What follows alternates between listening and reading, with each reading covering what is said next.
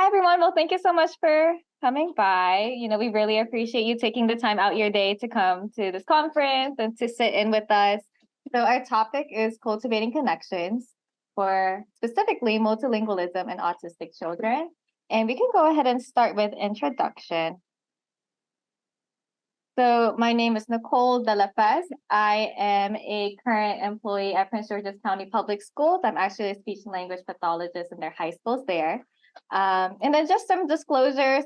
So I do sometimes receive small financial compensations for freelance work, including some of my work that I've done with the Towson University TESOL, kind of like with their multilingual learners hub. And some relevant non-financial disclosure. I actually am a twice graduate from Towson. So I graduated here with my bachelor's and my master's, and I used to be a research assistant for College of Education. And now I have my partner, Aisha.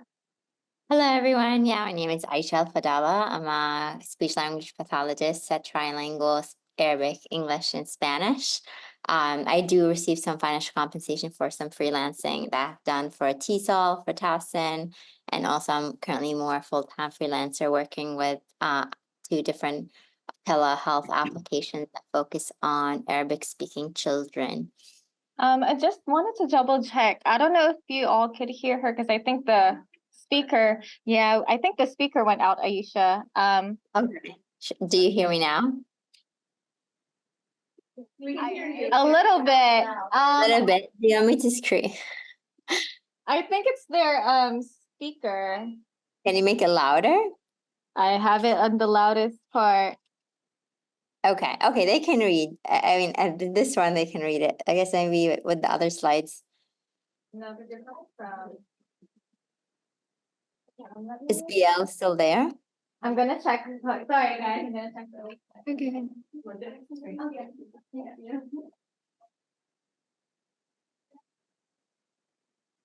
All right.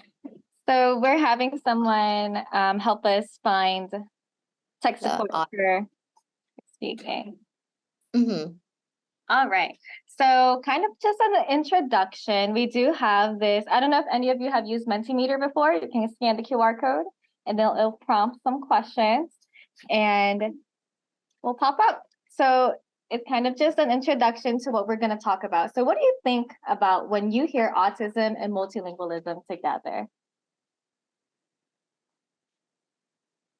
There's This might be an ECS question, but we'll see if I can fix it because I know things sometimes.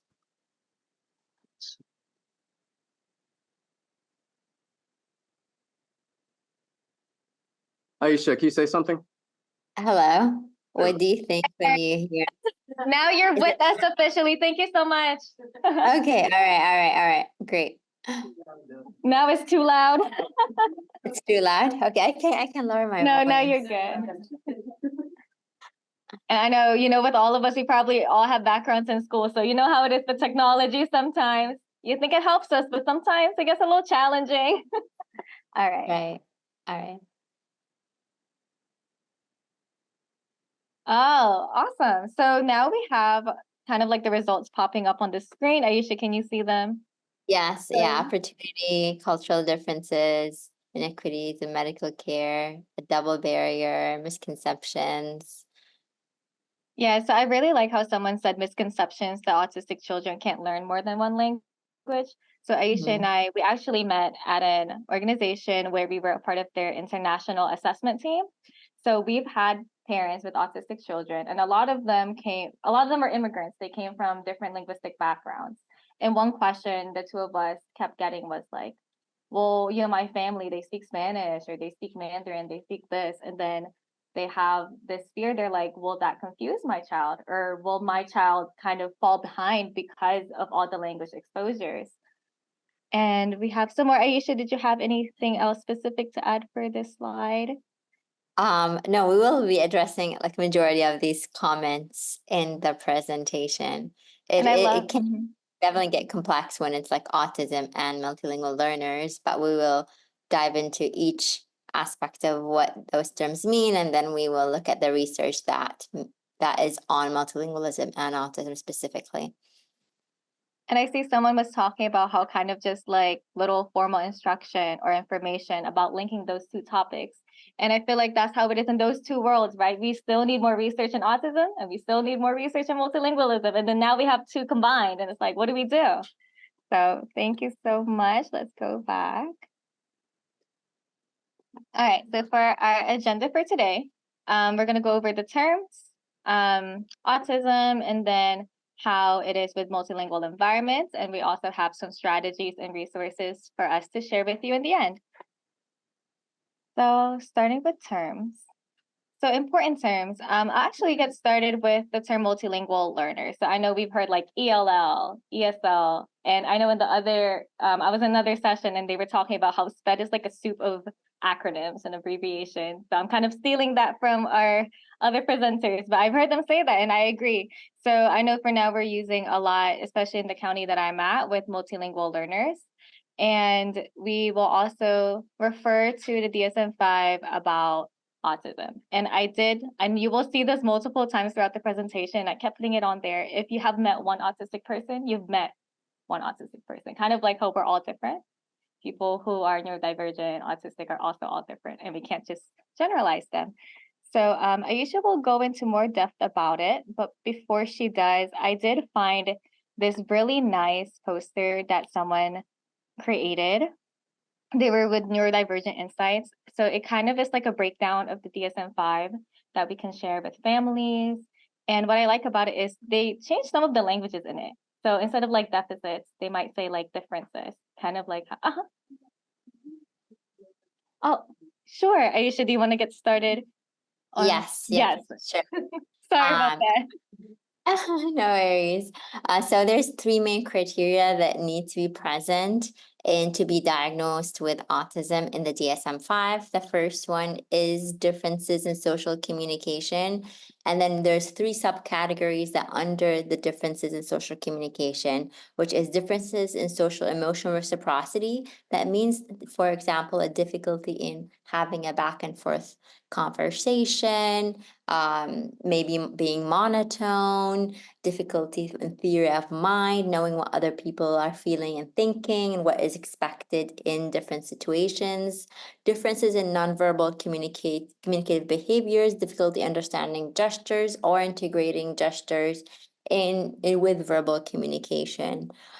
Differences in developing, maintaining, understanding relationships is they still have the desire of having friends, and I think that's a huge misconception that autistic individuals don't want to have friends. That's not the truth. They won't have relationships. However, they have difficulty in understanding how to maintain a relationship in terms of why do I need, for example, to talk about the other person's interest and not only my interest, and knowing what does it mean and what is, for example, the difference. I always ask this question: what's the difference between a classmate and a friend? Some kids have difficulty understanding those distinctions. The criteria B is having those repetitive behaviors or interest, and there have to be two of the four subcategories present. The sub four categories are repetitive motor or stereotype speech. For example, a lot of kids would repeat like scripts from SpongeBob or from their favorite shows, and sometimes they even use it sometimes in the right context, but having that manners. Number two is insistence on routine or sameness, liking to the routine. Why? Because usually individuals on the spectrum, they can predict it, and that lowers the anxiety. Because difficulty in predicting what social situations they will do in social situations. That's why the routines and ritual reduce that cognitive load. The third one is a high interest. You can with boys we see like interest in trains.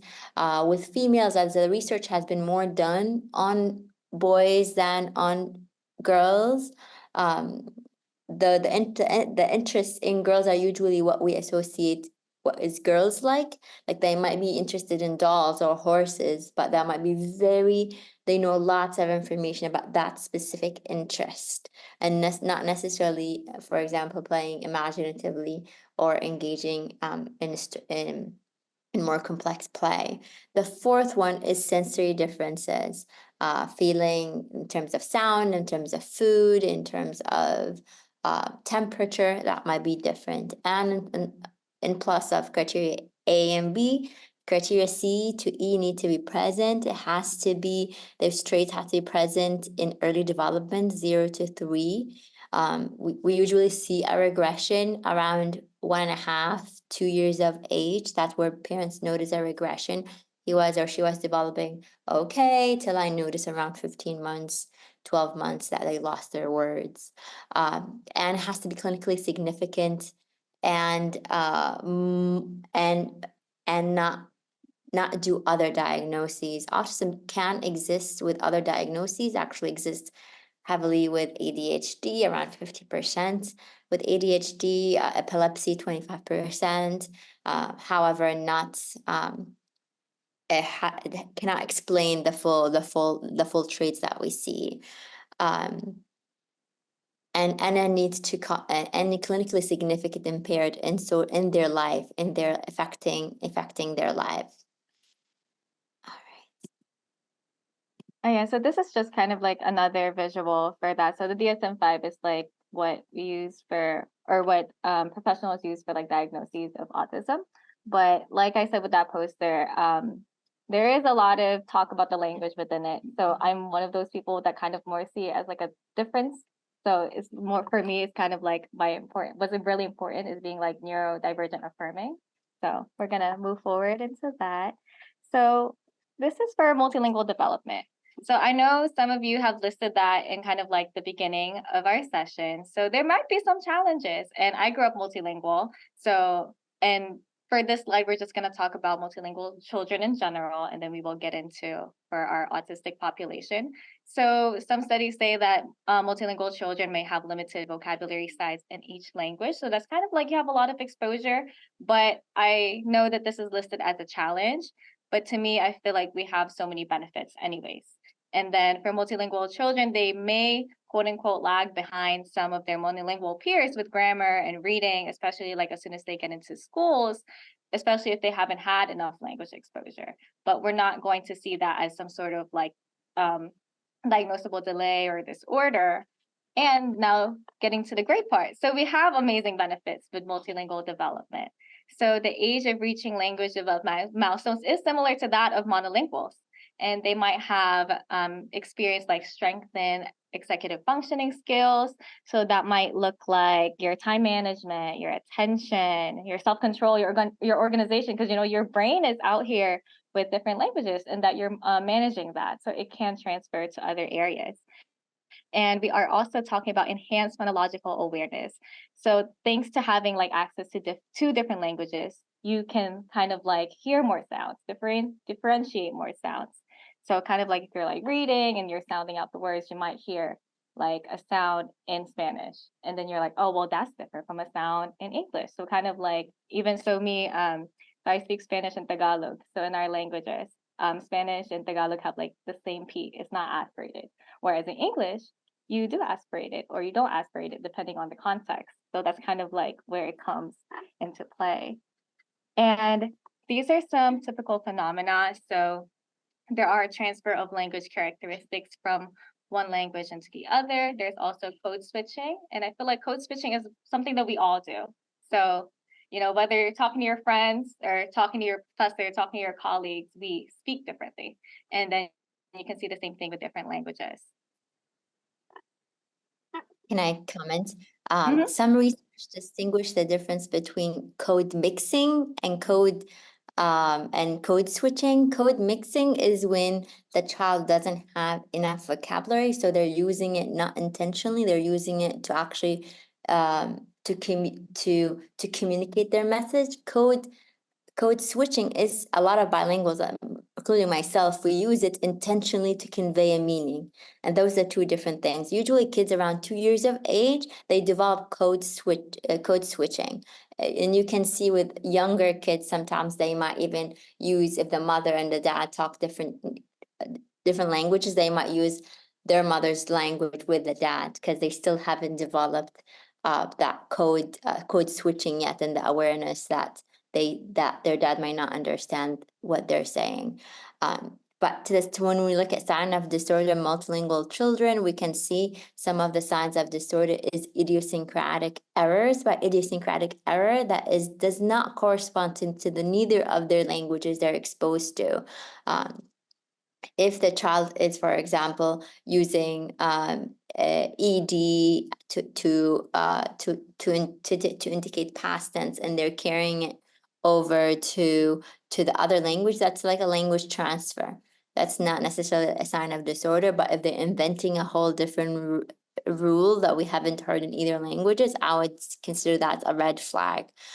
Mean length of utterance is the length of the sentence, including the morphemes. For example, if the child says, "Mommy kissed me," mommy is one morpheme, kiss, ed is the third, me is four. So it's even though we don't have a multilingual norms of MLU, but usually I would do 2 language samples and calculate them in the both of the languages or whatever language the child have, and take the highest mean length of utterance as a measure to see what they're capable of.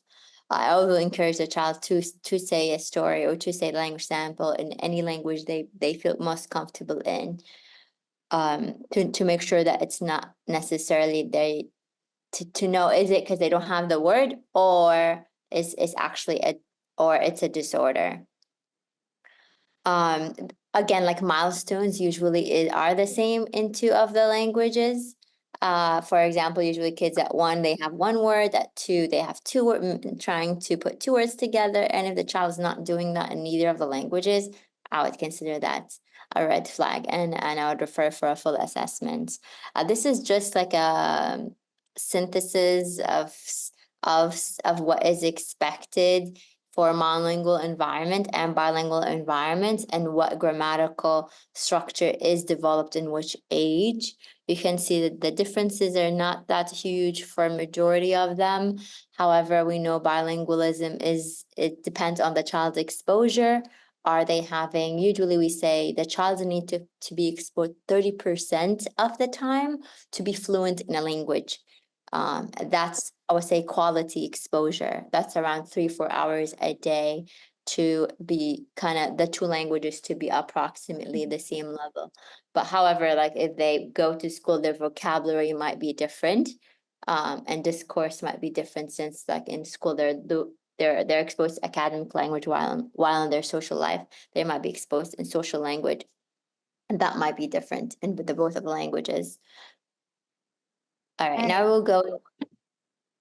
So we're going to go into the 5 dimensions of multilingualism in autistic children, and we're just going to go through a very quick summary of like what these research studies have found in the areas of phonology, semantics, morphology, syntax, and pragmatics. And as we go into the slides, we will give an explanation of what these dimensions are.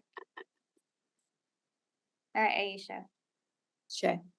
So in phonology, the Venegas study, they looked at 5 to 11 years of age. They looked at math, specifically word reading, numerical operations, and spelling. Bilingual with autism and monolingual with autism all performed equally in spelling.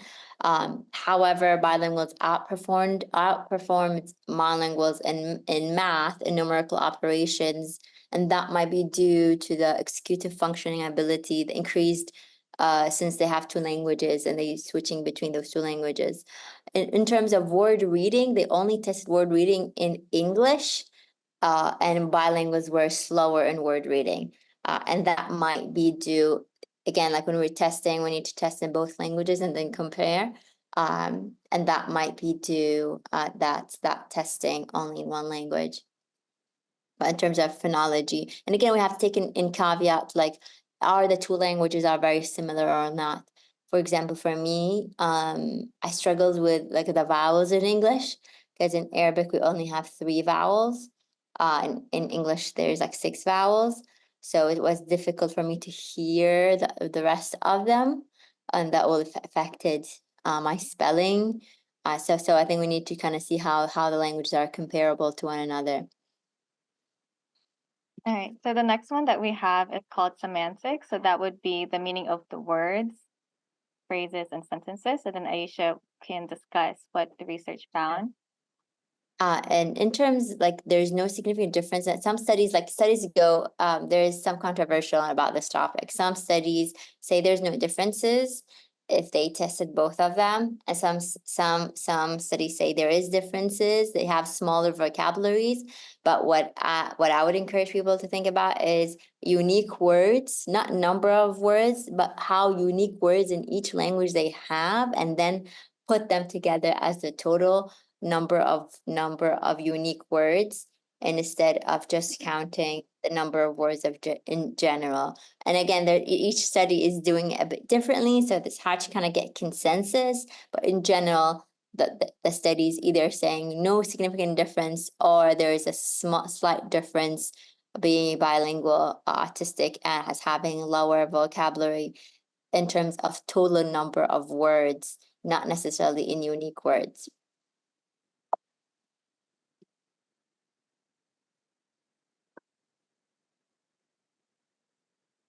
All right, in morphology and syntax is the meaning of internal structure of words.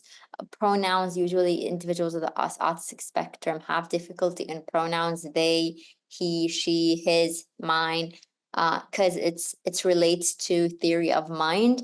For example, a lot of kids would refer to themselves with their first name instead of saying I, especially when early. And you can see that difficulty in theory of mind. So Amiri and Novogotsky, 2009, looked at a group of children who are monolingual high functioning and bilingual high functioning. And they both scored lower than monolingual and bilingual peers with typical language, who are typically developing. And that's predictive as it's difficulty in autism in general. The other study did not necessarily see any morphological skills between monolinguals and multilinguals.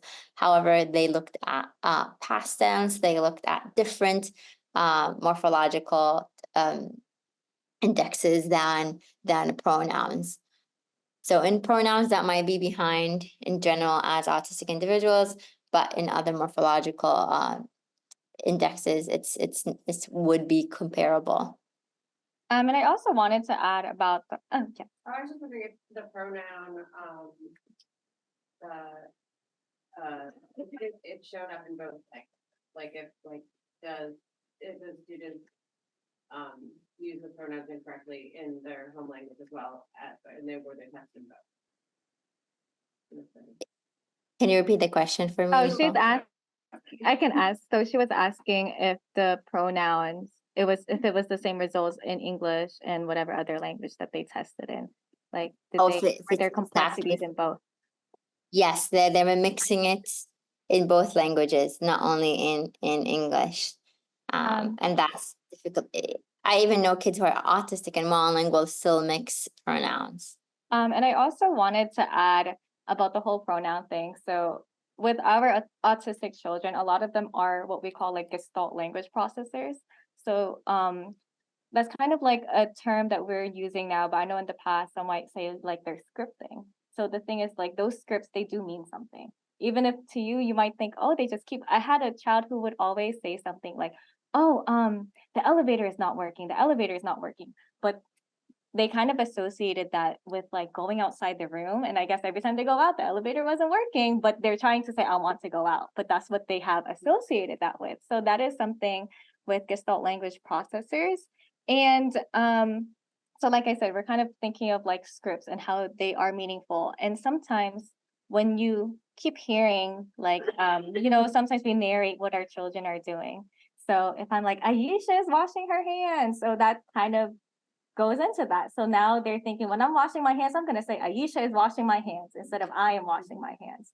But I just wanted to put that out there because, these are still meaningful utterances. They're still meaningful to us. It might not be like what is the norm, but we accept it. So I just wanted to add that. So I know, like I said, with the studies, we're still looking for more research, but what's most important is that we stay very affirming. Yes. I have a question. Mhm. If you go back to Yeah. when you talk about pronoun use, what is the best way to, knowing that we have a, multilinguals come from Mhm. many different countries, so, Mhm. pronoun use may be different depending Right. on where Mhm. people are from. Is it, how do you approach that? For example, I was speaking to a young lady after school, and she kept using the word her. Mhm. Her is going, and I let her talk, just the way Yeah. I would with, Right, when I was right. raising my kids. And after she finished expressing what she needed to express, I said, oh yeah, she is going to, the store, whatever she said. Is it appropriate to, not overly correct, but have them continue to hear what, what subject pronoun usage or with, using a subject, a verb, and a predicate looks like in the English language? Mhm. I would say exactly. We're going to talk about these strategies later, but one Yeah. of a strategy you could use is metacognition, right? Okay, well, let's try this sentence in English and let's compare it to how do you say it in Spanish or how you say it in your home language, and let's comparing. Does it really have a gender? Does it agree with number, or does it refer to only the gender? Or because some languages like it has to agree in the number and gender. Where does it go in the sentence? I think having them parallel and comparing them and understanding, oh, I'm taking this from my home language and generalizing it, and now I'm more aware of it. Yeah, we have another like strategy about that. So I'll go into more depth about it. So I did write something about model, but without expectations. And then we will go into that of what that means later on. But yes, I saw a hand raised. So the research and understanding that the Mhm. gathering, the data that they're gathering are utterance, right? Because I know some kids Yeah. aren't verbal or Mhm. they express in a different way. So these are expressive rather than like receptive understanding or. She was asking if the research was like specifically on utterances, so kind of like verbal communication. Yes, all of those studies are on verbal kids. All right, in terms of these studies are actually in very young toddlers who not all of them had verbal skills.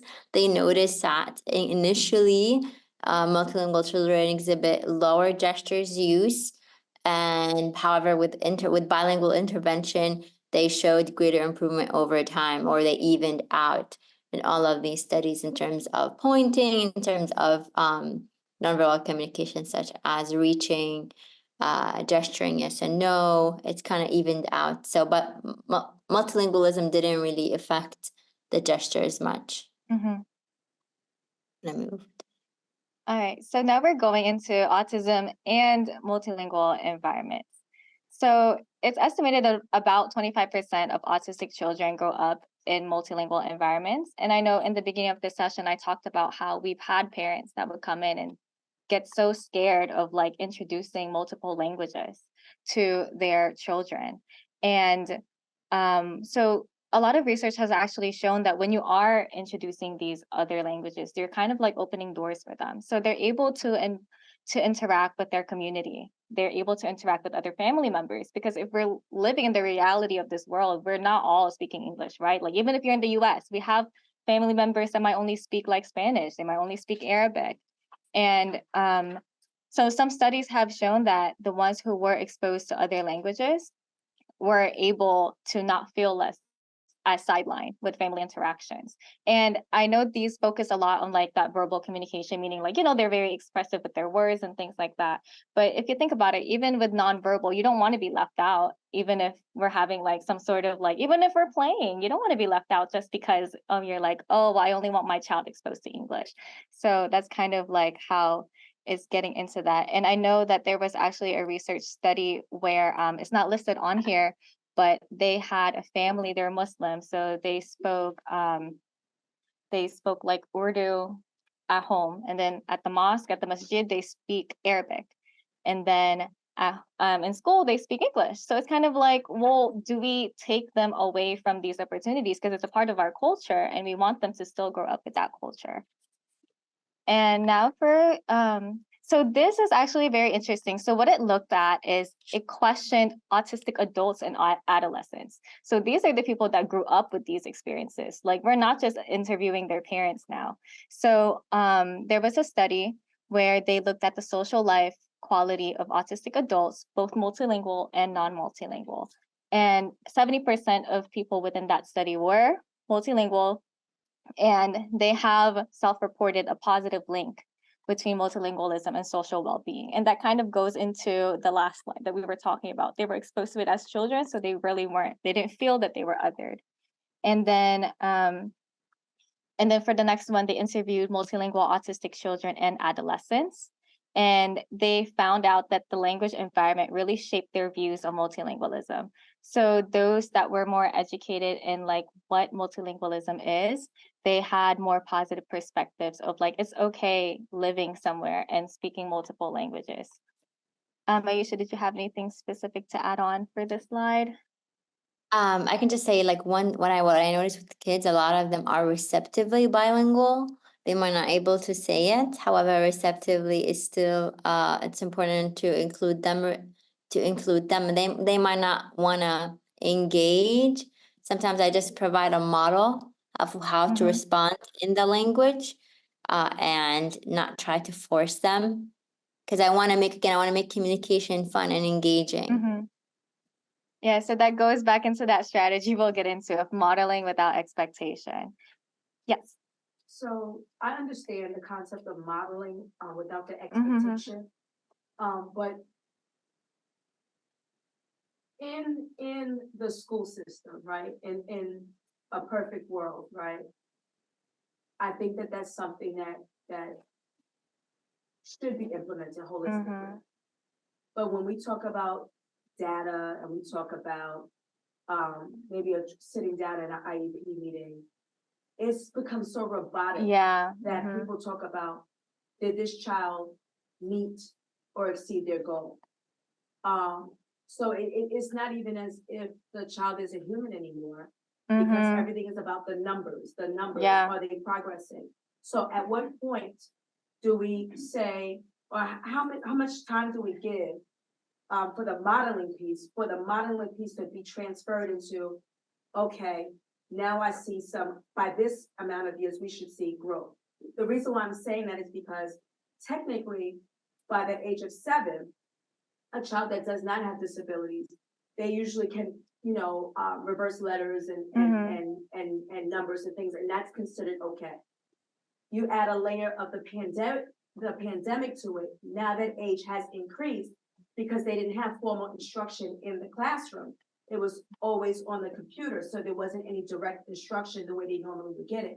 So I'm saying now is, what would that proposed number of years be before we start saying, okay, model, and then at this point, we should start seeing some levels of improvement in some kind of way. In for example, like the what I've seen in the studies, for example, in Finland, what they have done, yes, they would teach Finnish in the classrooms. However, they would bring at the end of the day a native speaker of the language to teach the concepts of, for example, what they learned in science, what they learned in math. So conceptually, they're not lagging behind. So when they develop the vocabulary, they're able to match it conceptually. And I think that's what our education system currently is not supportive, is the kids are sitting in classroom, they're not understanding conceptually what the teacher is saying, they're still developing vocabulary, but conceptually they might have interrupted education, they haven't have access to understanding the concepts. So I would, in an ideal world, they would get support in the native language to get access to the information till they develop the vocabulary, which, as you said, would take socially, we expect the vocabulary to develop between social languages around 3 years, and academic language take up to 5 years. All right, let me move her over here. So now we're talking about like strategies, right, for teaching these autistic multilingual learners, or if you're not a teacher, working with them as a related service provider. So so we found that it's really important to integrate mainstream language. So here it's English with the autistic child's home language. And I know this can become a little difficult because we come from so many different places and not everybody might speak that same language. But just to kind of celebrate those differences, so some studies have recommended kind of doing like a state the language of the day. And with our autistic learners, multilingual learners, it's kind of like establishing a routine, right? So kind of having that comfort and then creating shared rules that promote multilingualism. So another kind of like routine. So and having those like agreed upon norms. So an example could be like you can say, you know, in this space we work together, we can achieve more, and we work through our challenges, we celebrate our differences. So really just affirming that it's okay to have these differences. And I know I'm sure a lot of us are already doing that. So it's kind of like a great job and keep on moving forward with that thing. So the next one, Ayesha, moving you on to the beanbag. So we have the create a supportive learning environment and allow multimodal learning. So multimodal learning is something that we all do. Like I've mentioned it to some of my peers and they're like, what is multimodal? And I'm like, you do it every day. So kind of like using those visuals, using those words, using those like non-verbal communication, like the body language. So here are some examples. So there's like a poster and it had like a picture on there. And then it had the word in English and the word in Arabic. And I did want to mention, so from one of the studies, this is the format that they use, and they found it to work, where they provided a structure, designated work areas, the visuals, but they also mentioned to just be mindful of possible overstimulation. So kind of like not bombarding them with all these things because it can get a lot. And I know that's easier said than done, especially if we want our, you know, our classrooms to be so like beautiful and have everything on there. But just to be mindful of possible overstimulation. Mhm. Actually, my concern. Oh, you're In the concerned. in the first session, Mm-hmm. there was the joy of robotics, the joy. Uh-huh. And then I asked the question, what if they are so happy and they get so stimulated? How do you manage? So that's the same question I will be asking. So How do you know that it's overstimulated? So let me move Ayesha up. So I kind of have a little visual at the bottom. So I know some places have used like calming corners. I don't know if anyone here has used, yeah, I see a show of hands of like calming sensors. Uh-huh. And I feel like, and this can really work for anyone, whether they are autistic or not. All of us can get overstimulated. I might just want to sit down and take a break, especially if you're a teacher, you know, like people are bombarding you and they're like, Miss blah, blah, blah, I have all these questions. And then you might just want to go back to your desk and breathe it in. So, you know, kind of like having that option for them too. Also, make them calm down. So have like, we have another question. Yeah. Actually, that's a comment. Since we were both in the same thing, I think something's different. They were measuring happiness in different ways of integrating happiness and things that would lead to happiness into robotics or into whatever other you know, vehicle. So I think what you're talking more about is, I think, volume specifically, and I think us as adults, we have to change our notion of what is hyperstimulating, because we might have a different notion. They may be perfectly fine in a loud environment as long as they're learning. That's what's going. Yeah, it's like kind of like how we said earlier, right? You met one autistic person, you met one autistic person. You really don't know how everyone is going to present. Kind of like how when I met Ayesha, I didn't know how she was going to present, but here we are. And then, so the last one was kind of like providing any necessary beneficial prompts, supports, or aids. And I also wanted to mention, a lot of these might seem repetitive because they are these supports that we already implement with our kids who might not be autistic or who might not be multilingual learners. But it's kind of like, well, these strategies still work for them, especially with like these modifications. So one example at the top left that I saw was they had like a schedule. And I feel like for schedules, I kind of like them having going down. So it's easier for our students to see what's happening versus having it going zigzag. So they had that on there. And then wait time, like it's so important to just allow them to communicate, because some people might have different processing speeds and they might just need that extra time.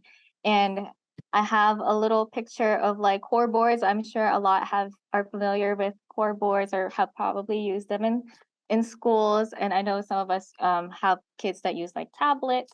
So kind of like also wait time is so important with that because they are using their own different way of communication.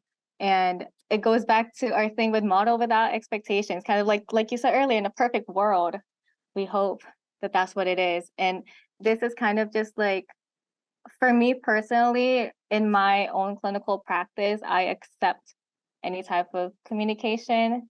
So I feel like that's kind of, well, I'm also new to the practice. So that's kind of like how I was taught, kind of like accepting all these different types of communication. So even if it's wrong, I build off of that. So kind of like modeling, we have something that we call like expansions or extensions. So someone might say, I know somebody mentioned it earlier, like they might say something that sounds wrong, or they might just say something incomplete, and then you kind of model it back to them. Or for extending, you might provide like additional information. And you can do that if in either languages, you can code mix. So kind of like having it in Spanglish, having it in Taglish, and things like that. Aisha. Yeah, and I think like explaining to them where does it stem from. For example, like when I had that vowels issue, my supervisors explained to me because she's like, "Oh, it makes sense. In Arabic, you have it less than in English. We have more vowels." It made sense to me. Oh, I'm just applying one language to the other. They do interfere. So I think if you can do parallels, that even will like will make them think metacognitively and would develop that skill. And I guess you could probably assume now, so Aisha and I both grew up multilingual and we, came to the US. So these are kind of like supports that we have found helpful from our own personal experiences. And I also have like relatives and cousins who are autistic and multilingual. Because, like in the rest of the world, like multilingualism is pretty much the norm, like where I came from. We were pretty much all multilingual. So he is receptively bilingual, so he understands English and Tagalog. So in the Philippines, at least in our area, the main language is Tagalog. But it's funny because when you speak to him, I guess the instruction that he got when he was younger was very English based. So it has become his preference, and we kind of just accept that preference. But he still gets exposure to both areas. And I think we have a little bit more. So I know we're kind of running out of time, so I'll just go very quickly. So create interactive opportunities. So this is something really nice. I will share a QR code and you can see these on there. So some of them actually created comics. So like how we're talking about with multimodal learning. So it kind of gets them excited. They get to draw and then they get to talk about their differences. And if they are these communicators that use different modes or different modalities, then they can do that. And if let's say they have some troubles with like using paper and pencil, they might have that sort of disability. You might even give them like stickers or have them a peer buddy that could help them with that area. And another one is creating a personalized dictionary. So I don't know if maybe when you were in graduate school or your undergrad studies, you might have had like your own like cheat sheet of like important vocab words. So they can do that here too. Have them in both languages. If they need the visual supports, give them a drawing, give them a sticker to add on. And this is kind of just goes into the IEP process of like, how it's important to collaborate with each other. So we all find each and every one of us like as an important resource too. And, considering those referrals. And these are the resources. I invite you all to scan it. So we're going to keep adding on to this. It kind of just links to all of the resources that we have used in practice. And something nice about it is I know we might have autistic individuals that use like those core boards. So this link, I added 2 links on here that gives you free core boards. And they are available in multiple languages. So I've seen that they have like Spanish, they have like Chinese, Russian, all these different ones. So that would be it. But yeah, I see that we're out of time. So thank you so much. If you have any questions, feel free to stay back. Aisha and I are here, but we really appreciated you all coming and we don't want to take up too much more of your time.